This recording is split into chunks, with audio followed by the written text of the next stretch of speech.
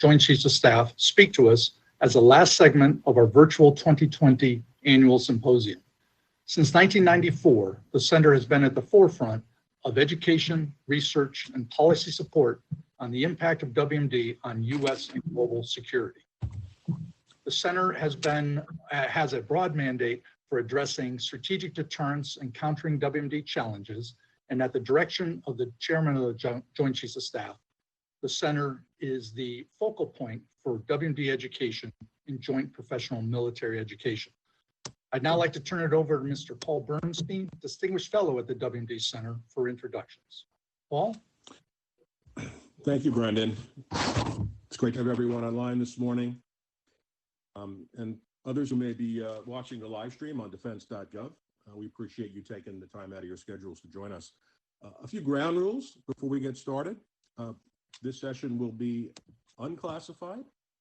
Nothing above that is permitted. Please keep that in mind if you choose to pose a question for General Hyten. General Hyten will be introduced by the President of National Defense University. He'll then offer some prepared remarks. When he's completed those remarks, I'll pose a few questions to him, and then we'll open it up to the audience.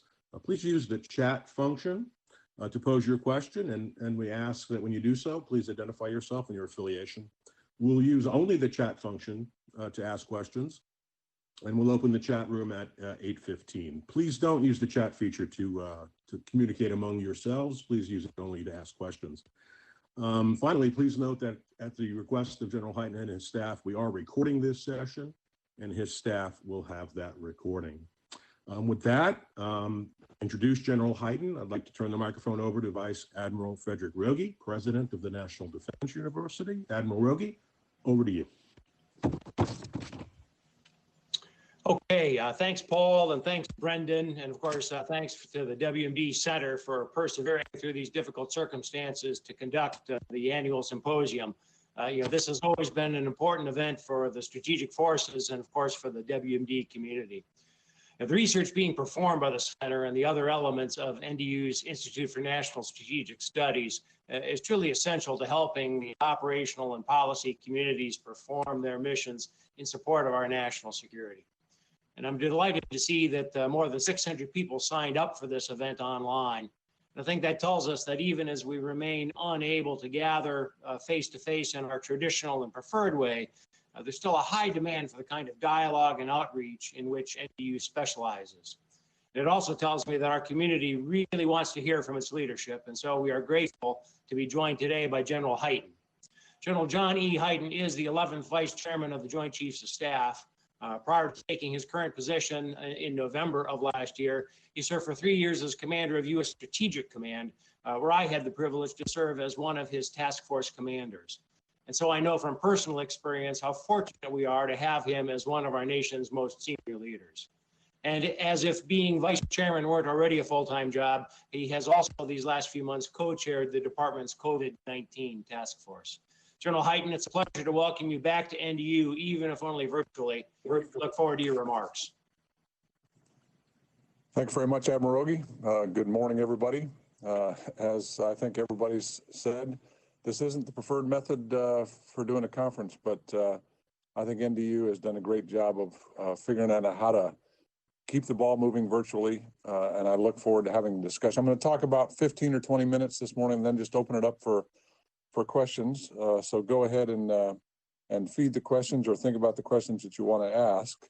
You know, it is a WMD symposium, and I think the first time I spoke here, I was actually a new STRATCOM commander, and I had the countering weapons of mass destruction mission under U.S. Strategic Command at the time. I was also working at that time to move that capability from STRATCOM to Special Operations Command. Not because there wasn't a role for STRATCOM, there is a role for U.S. Strategic Command, but U.S. SOCOM had the response capabilities across many of the missions encountering WMD, and it just seemed like a better fit. And General Tony Thomas was the commander at the time, agreed, and we worked together to move that.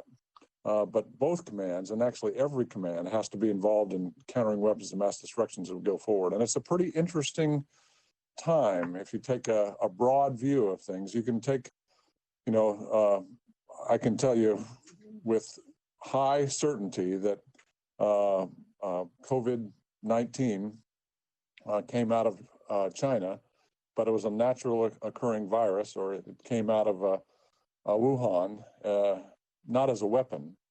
But our adversaries, as they look at the response of our nation and the impact of COVID on our nation, understand how biological capabilities can impact a nation. And when you look at the plan that we had for responding to a pandemic or a biological attack, and we did have a plan and we implemented the plan. And like most plans, it was not real accurate. It did not survive first contact with the adversary. In this case, the adversary was COVID-19.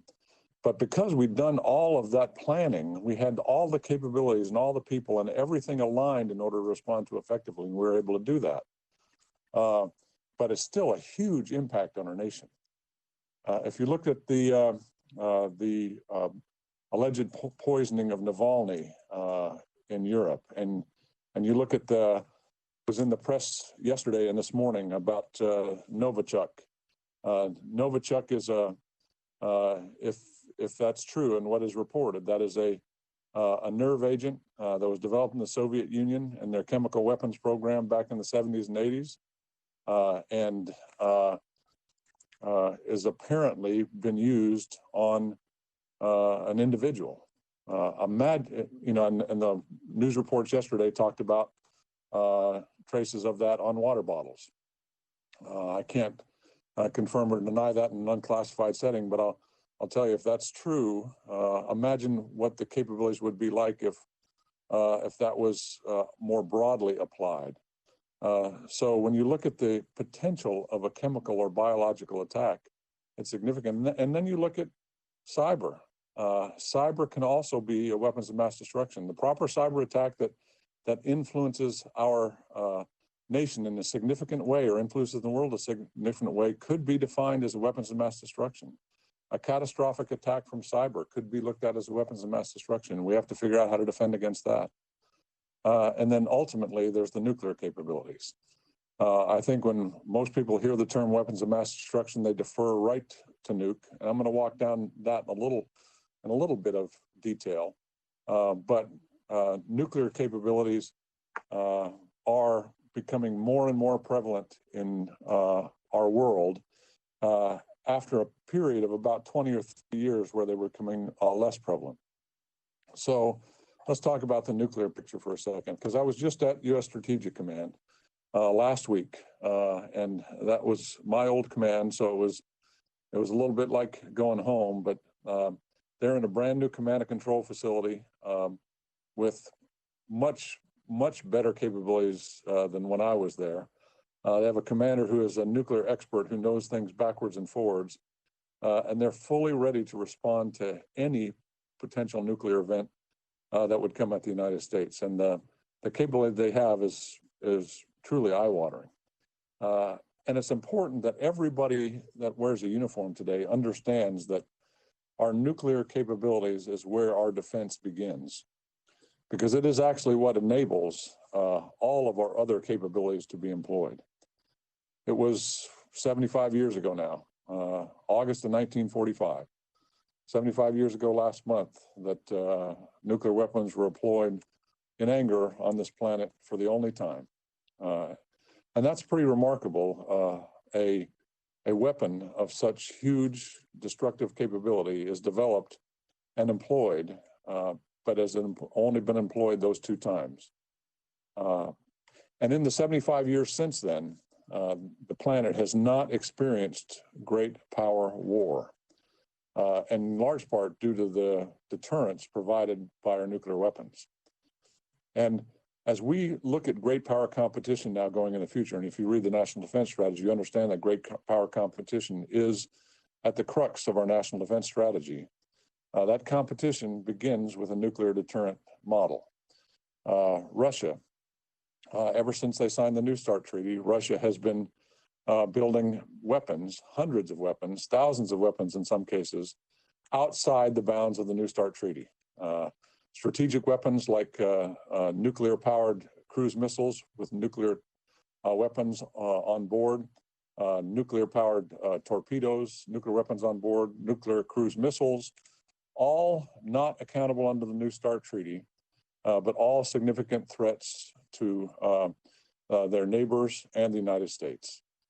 You have China, who has a stated no first use policy, but is building very, very robust capabilities in the nuclear platform regime, missiles, bombers, submarines, hypersonic capabilities, all with nuclear capabilities on top that can challenge the United States and challenge our allies as we go forward.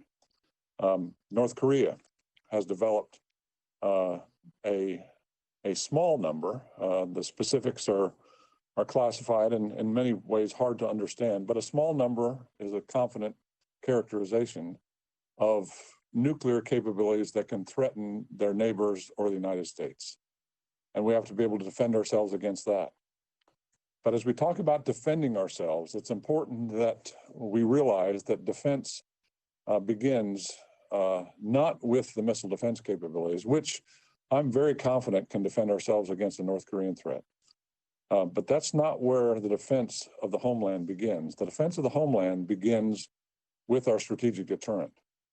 Because of the readiness of our strategic deterrent, the airmen that sit alert with the Minuteman missiles today, the future GBSD missiles in the future, the airmen that are ready to go on alert with the B-2 bombers, soon to be the B-21 bombers, and the B-52s with the air-launched cruise missiles, soon to be the long-range standoff weapons, and the sailors that go on alert every day on our Ohio-class submarines, soon to be the Columbia-class submarines, armed with Trident missiles with nuclear weapons on board. They go to work every day in the most active mission in the Department of Defense to deter our adversaries to make sure that nuclear war does not happen. So when you look at countering weapons of mass destruction in total, and the reason I spent some time walking down the nuclear piece, when you look at countering weapons of mass destruction in total, you have to understand that it all begins with deterrence. And deterrence, like I just described on the nuclear side, has to be an active mission. The concept of deterrence, the basic fundamentals have not changed since the beginning of the deterrent theory in the late 50s, early 60s with Thomas Schelling and Herman Kahn. And basically, there are three pieces of the deterrence model. Number one, the ability to impose cost on an adversary. Number two, the ability to deny benefit to that adversary. And number three, the ability to effectively communicate those capabilities to an adversary. And in many cases, we have capabilities across the entire counting weapons of mass destruction portfolio. We stopped talking about those capabilities 20 or 30 years ago. And when we stop talking about it, we actually lower our deterrent capability. It has to be visible to any potential adversary that might think that it's okay to cross the line in any realm.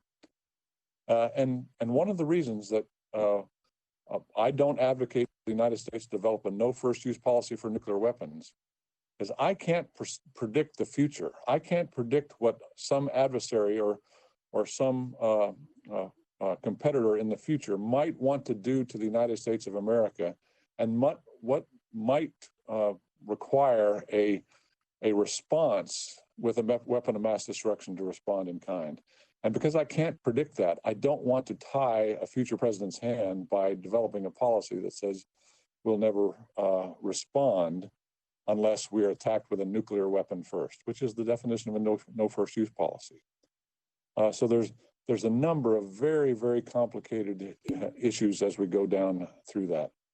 But it's important that we think about the various roles that the Defense Threat Reduction Agency fulfills in watching chemical weapons in the future, watching biological weapons in the future, watching nuclear capabilities in the future. Our ability to characterize those threats around the world, our ability to understand that, the ability of Special Operations Command to respond quickly if those threats are seen or, God forbid, employed, and the ability of a number of commands, actually all the combatant commands led by U.S. Strategic Command, to provide the deterrence for any potential adversary that might think they can walk down that line. Where are we going into the future? The Joint Force right now is developing a new warfighting concept. It's simply called the Joint Warfighting Concept. Underneath that Joint Warfighting Concept are four supporting concepts. They are contested logistics, all-domain command and control, joint fires, as well as information advantage.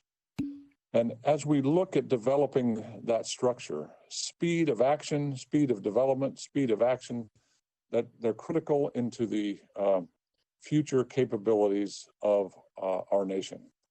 But it's important that we start training our people and educating our people to understand that whatever concept we have, whether it's today's concept or the future joint warfighting concept, is underpinned by a deterrent model that has to be ready each and every minute of each and every day. And as we go into competition and prepare for a conflict that we hope never comes, but we have to be prepared to fight and win if it does. As we look at those structures, we have to realize if we go into a conflict with a nuclear armed adversary, that nuclear capability, that weapon of mass destruction capability has to be at the forefront of our minds as we move into that conflict, because we never want to cross that line.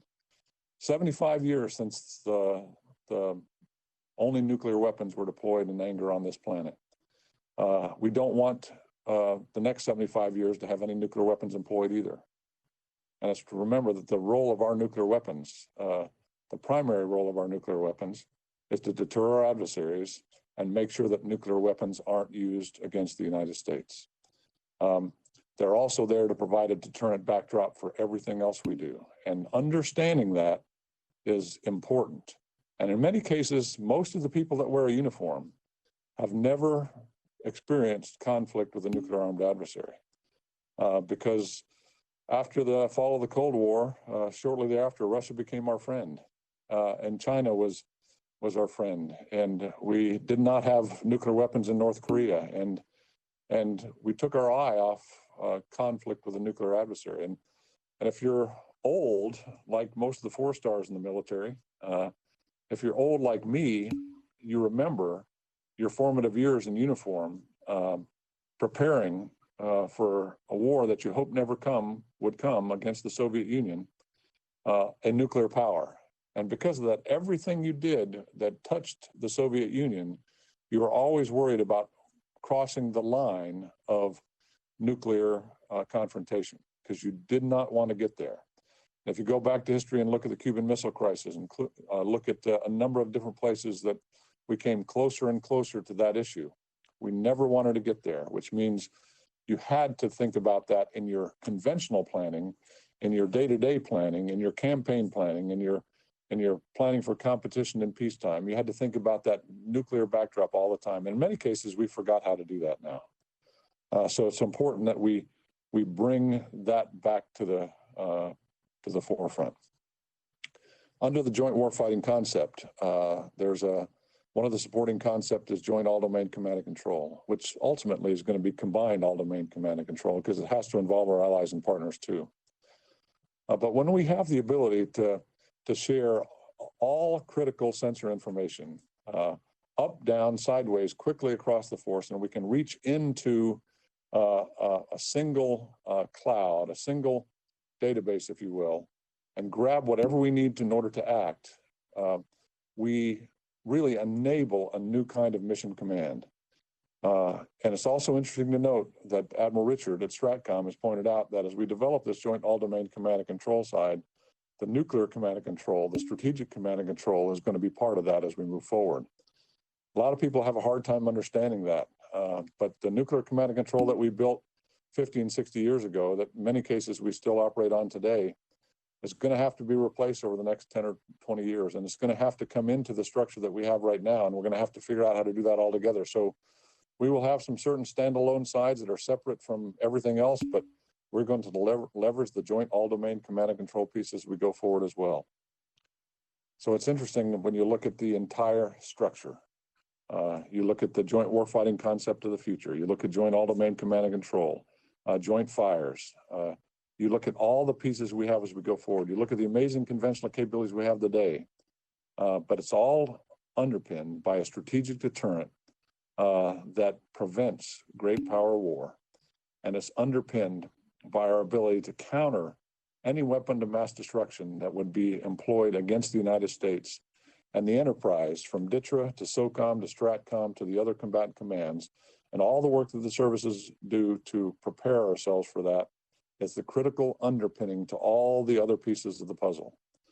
So as you go through, especially those you that are starting into your course at NDU, and you're going to be in school for the next year, and you're going to be talking about the joint warfighting concept, and you're going to be talking about no lines in the battlefield, and you're going to be talking about speed and movement. Don't forget that we have to counter all weapons of mass destruction, and we have to continue to deter our adversaries across the spectrum of conflict. That's our first job. So thanks very much for the time today. I'll defer back to the moderator to organize the questions and answers for the next 35, 36 minutes. Thanks very much. Thank you, General Hyten. Paul Bernstein here from the center, and I want to thank you for those remarks. Very helpful to our audience, I'm sure. I'm going to start asking a couple of questions, and then we're going to open it up to the audience, okay? So let me start by bringing us back to the nuclear issue that you started with. A two-part question. First, obviously, we're trying to modernize our triad and other aspects of our nuclear deterrent. I want to get your sense of whether you think we're on track there, and what concerns you most about our ability to execute all the various pieces of that modernization as planned. Secondly, you also talked about great power competition in the nuclear domain. So I want to get your sense of the conversation we're having with the Russians, a new start, and the possibility of follow-on negotiations, and get your sense of whether you're optimistic we can reach some agreement with the Russians that address the concerns you expressed about Russian forces. So two-part question there. Thanks. So thanks very much, Paul. So I'll start with the last part first. When you think about arms control, I've been a big proponent for arms control, well, actually for my whole adult life, but nobody listened to me until the last few years. And I think arms control is a critical piece of the future. And so I support arms control agreements especially with our nuclear competitors, but I have concerns about the New START treaty as it's currently, and it basically comes down to the point I made earlier. When you have Russia who, blatantly violated the INF treaty, that causes concerns about every treaty you're in with somebody when they just blatantly violate a treaty.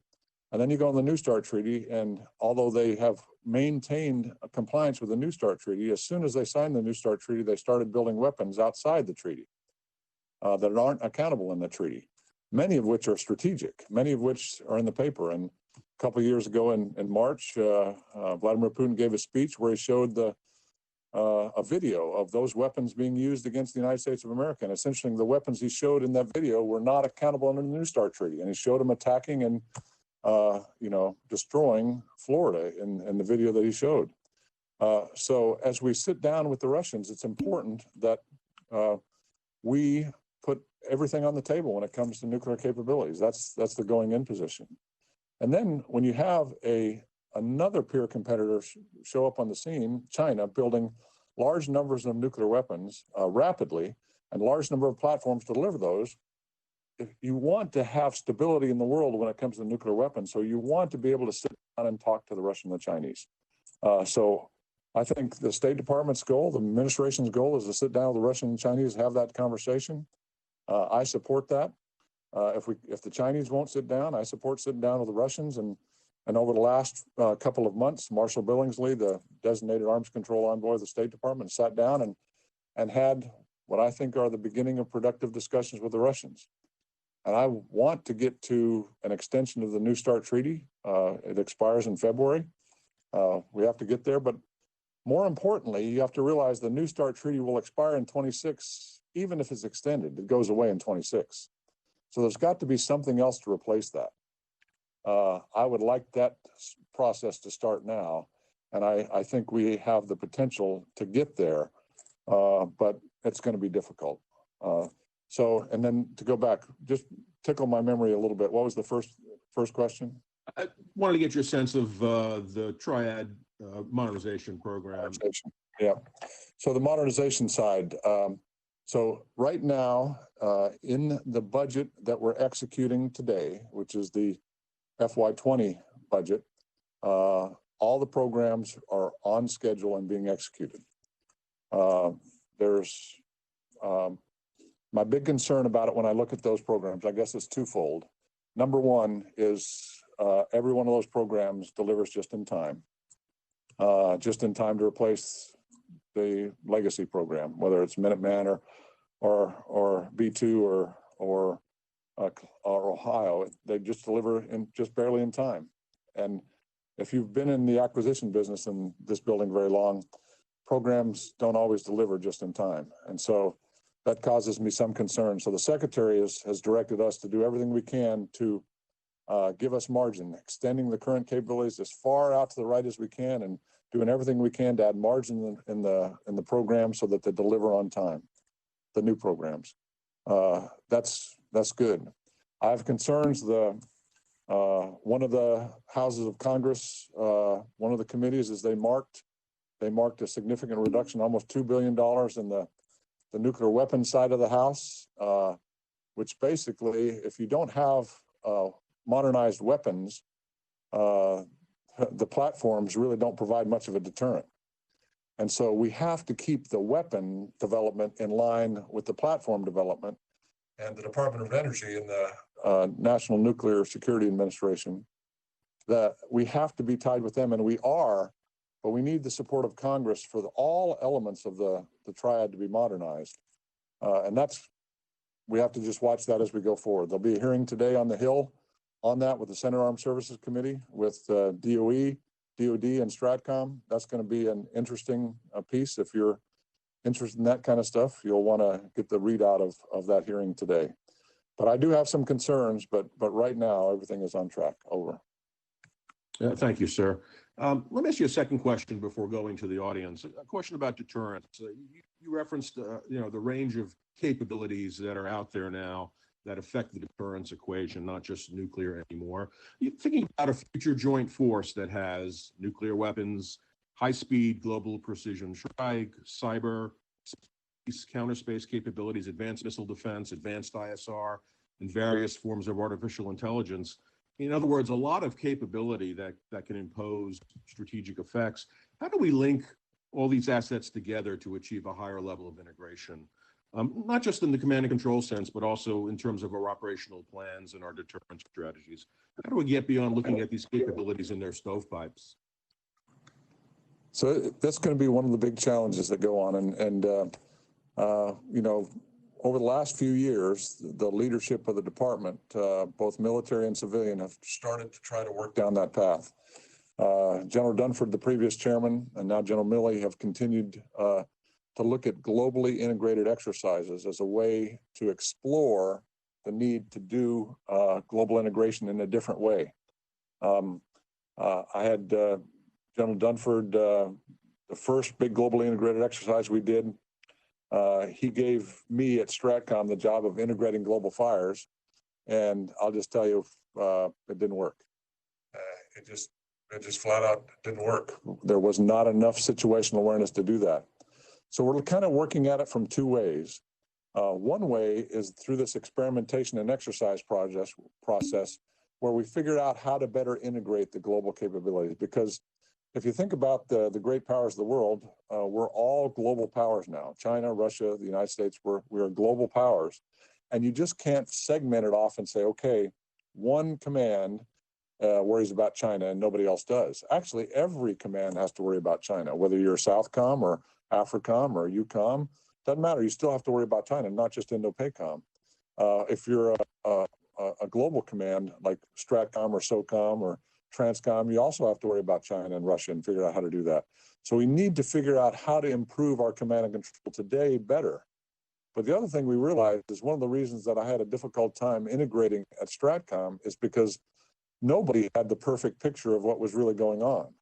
That's where joint all-domain command and control becomes critical, because as we merge and improve our command and control in the current way, and we build this joint all-domain command and control over top of it, and we get better situational awareness to every command, that's where that mission command structure can actually work. And that's where you can have much more flexible, rapid responses, because everybody will have a common sight picture. And then in conflict, when it's degraded, it'll degrade gracefully and not all at once, which will allow you to continue to fight through a challenge. So we're kind of working at it from the far-term perspective, which adds to the near-term perspective of these global integrated exercises, and then trying to figure out how to merge those two. So thanks for the question. Over.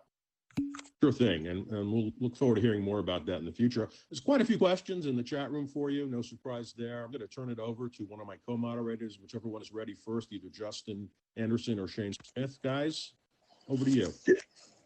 Yes, thank you, Paul, and thank you, General Hyten, for your remarks today. First question from the chat comes from Dan Leone. He's a reporter with Exchange Monitor. Sir, his question is, has the Department of Defense since FY19 delayed the initial operating capabilities of any or all of the following: the B-6112 gravity bomb, the W-88 Alt-370, the W-84 LRSO warhead, or the W-87 1 GBSD warhead? Have these delays been due to schedule changes to modernization programs at the DOE's NNSA? In other words, do NNSA's decisions to change the production schedule for some of these weapons figure to delay actual deployment of these weapons to STRATCOM forces? Thanks. So it's there's a good news, bad news answer to the question. So I'm going to finish with the good news. The bad news is that the Department of Energy is challenged with all the modernizations they have going all at one time.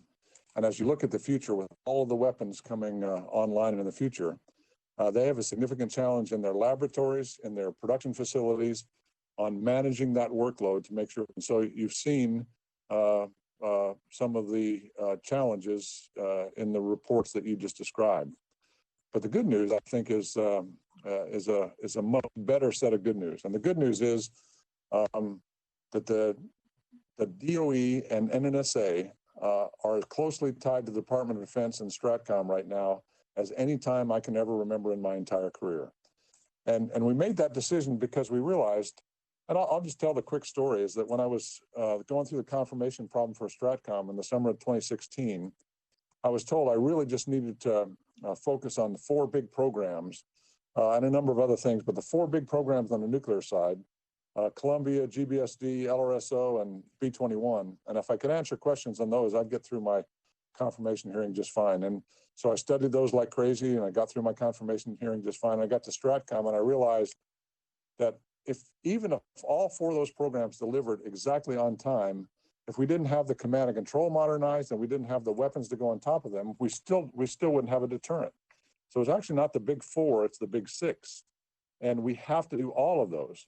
And the weapons side is critical. And so we reached out to the administrator at NNSA, Frank Klotz first, and now Lisa Gordon-Haggerty, and we developed a partnership. And so now we have laid in, especially through the Nuclear Weapons Council, an integrated way to manage the program. So we're not just looking at IOC for weapons and IOC for platforms, but we're looking at when the requirement is for the integrated capabilities to be delivered and fielded, and we track to the integrated capabilities, because that's all that matters, is that when the B-21 comes online, is the weapon available for the B-21? When the Alchem ends of life, is the W-84 available in large numbers to go on the LRSO?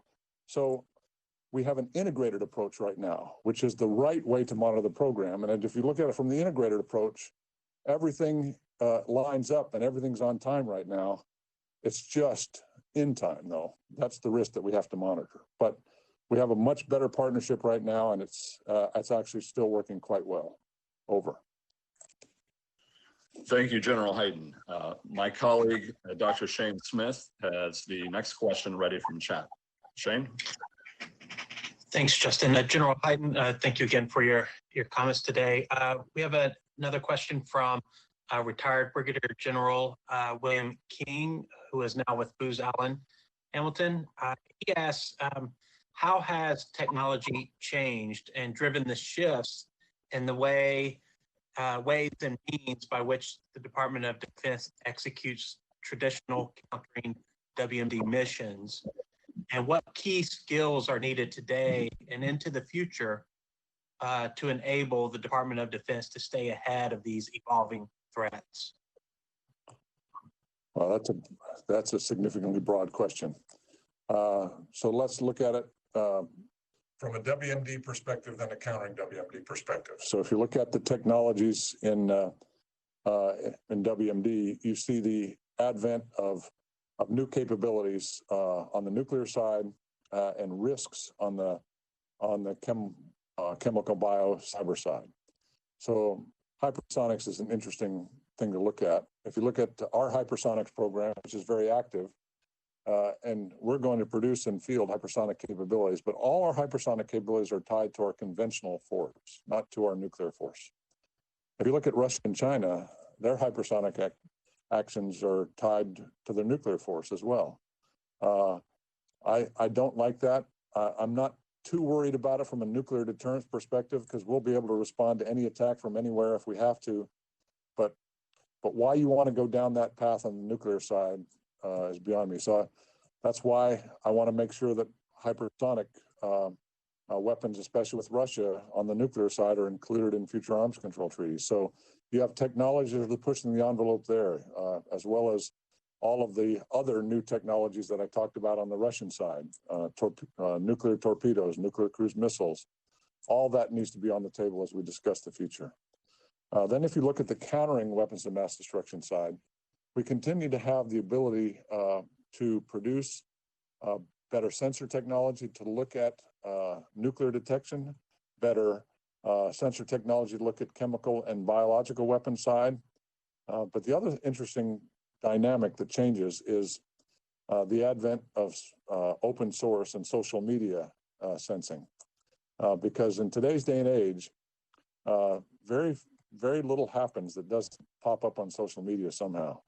And if you think of the employment of any kind of weapons of mass destruction, whether you're a nation state or an individual or a violent extremist, wherever you're going down that side, it's not going to stay quiet for very long in today's day and age. So when you have this ubiquitous media structure, ubiquitous social media structure everywhere that shows information, you have to be able to watch that too. So it's just not the new sensors, it's just not the new weapons, but it's also looking at the new structure that we have in social media that gives us better situational awareness of things that are going on all over the world. So lots of interesting things there that I could go down, but I'll stop there and open it up for further questions. Thank you. Thank you, sir. Back over to my colleague, Justin Anderson. Great. Thank you, Shane. General Hyten, the next question we have from the chat comes from Mr. Richard Gullickson. He asks, what is your assessment of the prospects for a future START arms control treaty that would follow New START, perhaps to include China, or perhaps to include all members of the P5? So that would be US, Russia, China, United Kingdom, and France. Thank you. You bet. So, hypothetical questions are always the toughest because you expect me to have a crystal ball and to look into it and tell you the future, and I really can't do that. But I'll just tell you from my own personal perspective, and it's a perspective that at my core I'm an optimistic person. I really believe that good always wins over evil. I believe that the world is going to be a better place tomorrow than it is today. That's just at my core. And so I can't help but believe that the nations of the world, when they look at those capabilities that are being developed, and they look at the awesome power of the destructive capabilities of those weapons, will want to have an environment where stability is at the forefront, not instability. And in order for us to have stability in the nuclear regime, we have to have some form of strategic arms control, whether that's another START agreement or but some kind of arms control that defines those things and puts limits on them, with a verification regime that allows us to go out and look at each other's capabilities and understand exactly what they are. When I look at the New START capability, that's one of the biggest benefits we have right now is the verification regime in New START that allows us to see what the Russians are doing and allows them to see what we're doing. And some people think that's draconian, but as an American, I don't have a problem with the Russians coming in and looking at our stuff anytime. It's sitting right there. You know where the 400 missiles are in the plains of America. The submarines come out of Kings Bay and Bangor, Washington. The bombers are at Barksdale, Whiteman, and Minot. Come see them. You want to see the weapons storage area? The New START agreement allows you to look at that. Come see them. So I like transparency, and at my core, I believe that the nations of the world will want to have that kind of stability. So I think that in 2030, there will be some form of nuclear arms control that allows the world to be a better place. What I can't tell you is the path between now and 2030, because I think it's going to be rocky. I think it's going to be bouncing left and right, but that's because we have to make sure everything is included, and that's going to be a challenge. Over. Thank you, sir. The next chat question will also come from my colleague, Dr. Smith. Shane?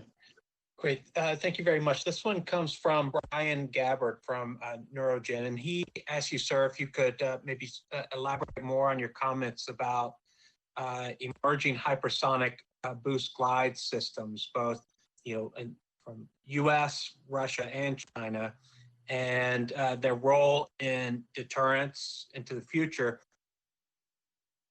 potential arms control, like a New START extension or next generation arms control. So I'll talk about the U.S. program first, because I mentioned that the U.S. program is conventional. I think that's important to understand. When I get to the arms control side, I'll talk about nuclear. But the U.S. program is conventional. And so the hypersonic capabilities are an element of our conventional deterrence. The advent of our hypersonic missile capabilities, whether they're Army capabilities, Navy capabilities, Air Force capabilities, wherever they come from, they will enable us to reach conventionally critical targets that will deter our adversaries from acting conventionally in whatever part of the world you want to think about.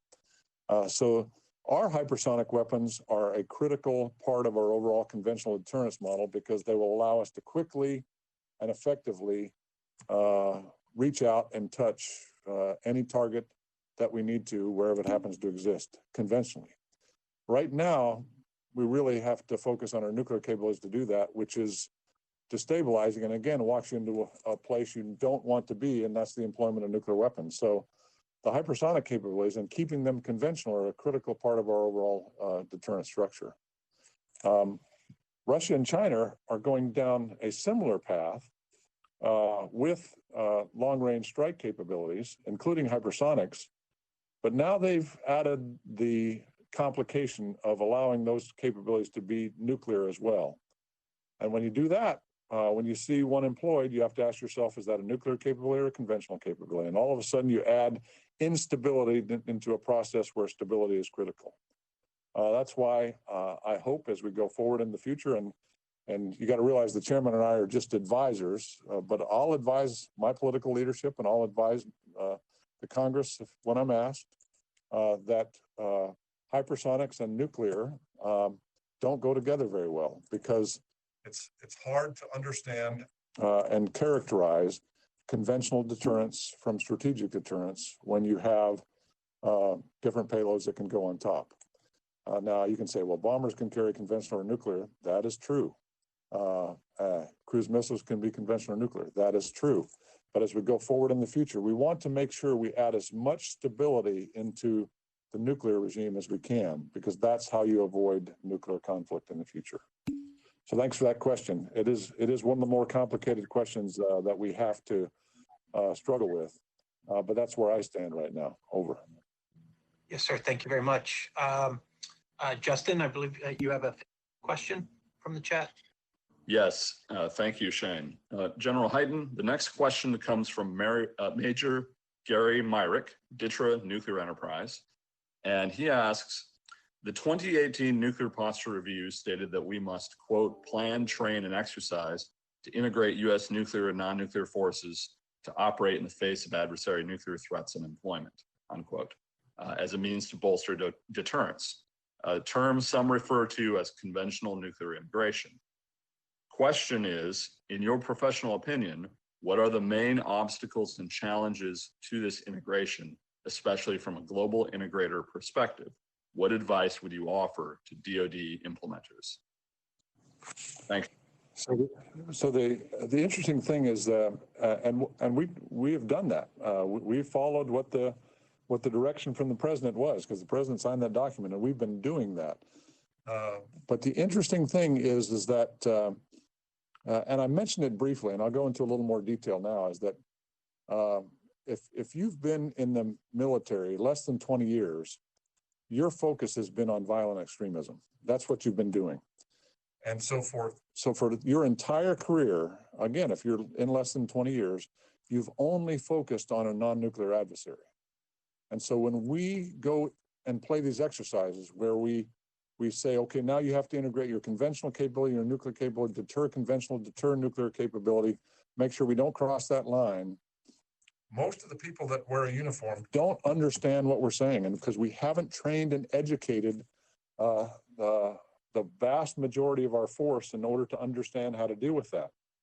So this is an important thing for the students at NDU to start thinking about, is that how do you actually do that?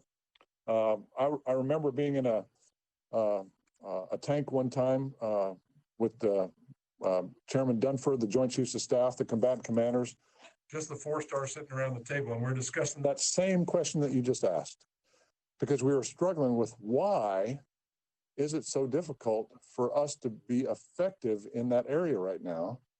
And finally, I used the line I used a while ago. I looked around the table. I said, well, it's because everybody around this table is old. Everybody around this table actually knows how to do that, because we spent our formative years in conflict with the Soviet Union understanding that inherently.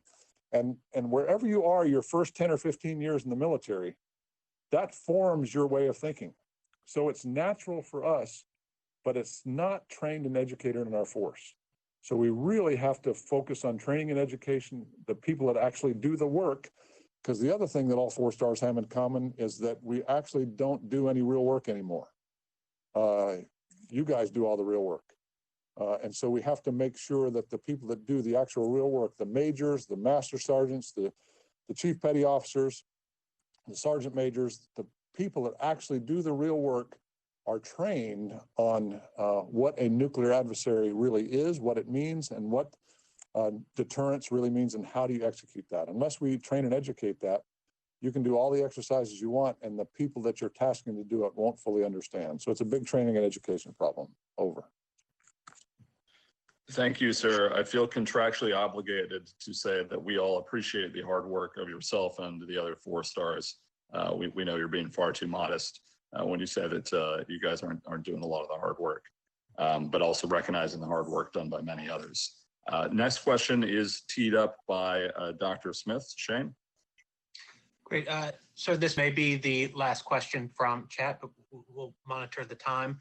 It is from Jim Keffer, no affiliation provided here, but he asked whether you can provide some insights into the ongoing joint warfighting concept draft. And he asks, who is leading the information advantage? I'm not what that means, but hoping that you might understand the question about who is leading the information, maybe AI advantage here. Yep. So I know a Jim Keffer. So if it is the Jim Keffer I know, hello. If it's not, it's good to meet you. So The joint warfighting concept is a team effort between basically the entire Department of Defense across the board, but it's led by the Joint Staff J7. The J7 is the focal point for doing that, but the Office of Secretary of Defense, especially policy, is fully engaged. All the COCOMs and services are engaged, and the supporting concepts are led by a service. So for all domain command and control, the Air Force is the service lead, joint logistics, the Army is the service lead, joint fires, the Navy is the service lead, and then there's information advantage, the fourth supporting concept. And it's interesting, everybody that we talked to understood conceptually that had to be one of the supporting concepts, because information advantage is going to be the critical piece. But we're going to actually publish requirements documents out of the JROC for these joint capabilities for fires, for all domain command and control, for logistics as we get to the end of the year. But we're actually right now not sure what we're going to do with information advantage. And it wasn't clear what service really wanted to sign up to do that. So right now, the joint staff is the lead on information advantage. Each of the services has provided a senior officer to sit down on the information advantage panel as we go through, because everybody understands it's critical. But we're not quite sure how you write down how you do that and how you turn that into capabilities that you build. So it's going to be one of the interesting challenges as we go through the fall to figure out how to do that. But there's certain things that data, for example, is one of the critical attributes. You have to be able to manage, control the data. And when I say that, people say, well, that means you just need data standards and structures, but that's not the way the civilian community or the commercial world works right now. Data is ubiquitous in the commercial world, and the need to format data for the commercial side is much different than it is on the DoD side. And so in many cases, we're looking at data all wrong, and we're not sure how to write down a data requirement. Software development, we love the term agile software development and DevOps and all those kind of pieces, but in many cases, our industry doesn't understand how to do that. So if you go back to one of my big concerns about this whole thing, and I skipped over it real fast when I was talking about the nuclear side a while ago, is our industrial base right now is fragile. It is not as strong as it used to be.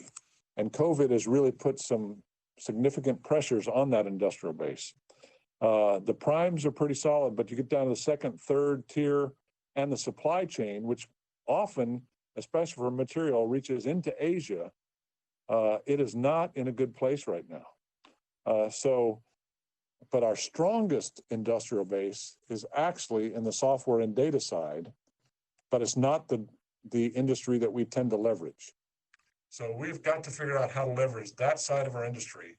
I was talking to a company the other day, and it's not one of the giant companies that everybody's familiar with, so you won't know who this is, but I asked them how much they're spending on just research and development in basically software and data. And the answer was each year they spend $5 billion in research and development. That's more than the Department of Defense is spending across the most of our enterprise. So the R&D in this country is still powerful and strong and huge, but in many cases we don't leverage it. So information advantage is going to be one of the biggest challenges over the next 3 months as we get to publishing towards the end of the year. And I have a good idea what we're going to do on 3 supporting concepts and the JWC as a whole. But as I sit here right now, I'm not sure exactly how we're going to document what information advantage really is. So thanks for the question, Jim. Over. Great, thanks, sir. And Jim Keffer did respond that it is indeed the Jim Keffer that you know, retired Major General. And he says, thank you for your time and answer. We are nearing the end of our session, so let me turn it back to my colleague, Paul Bernstein, to close out this portion of the session. Thanks, Shane, and thanks to the audience for great questions. So I'm going to ask you the last question here, and it's about professional military education. Here at NDU, we do think hard about the role of education and research. Those are critical missions to us. Your last assignment as Commander Stratcom, there was a strong emphasis out there in Omaha on academic outreach, both military and civilian. So a two-part question for you. First, as the vice chairman with a much broader portfolio, what's your take on the challenges facing professional military education and the role that you see that it needs to play in shaping future leaders? And second part, how can the research side of the education system help leaders like yourself tackle some of the complexities that you're facing in the security environment? Thanks. You bet. So when I look at PME, I think it's important to remember that the key letter in PME is education. It's not training.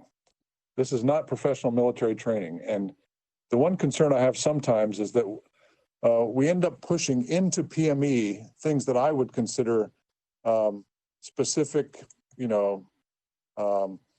specific training in like domain trainings, service training, things that should be done actually out in the field, not at an education side. What we want out of professional military education is that big E. We want, especially at NDU, what we want is people to come in and start thinking about the future and thinking about it strategically, not tactically. We have lots of places where we do technology evaluation. We have a lot of places we do technology development, technology application. But strategic thought is actually one of the more difficult things to come by these days. And strategic thinking about what the future of conflict is going to be, what the future of warfare is going to be, what the future of this global integration should be, that kind of strategic thinking is critically important. And that comes through education, not training. So what we look for from you guys is that level of thinking. And where research can come into play is not research into the next great navigation technology. That's going to come from someplace else. What we're looking for you is research into the nature of the world, the nature of future conflict, how the United States needs to adjust in order to adapt to that future conflict, how we have to adjust in order to go fast enough to stay up with our competitors. Those are the kind of things that come out of the research that we're looking at from NDU. Because, when I look at the great inventions and the great thoughts that have come, I've been involved in GPS since the very beginning.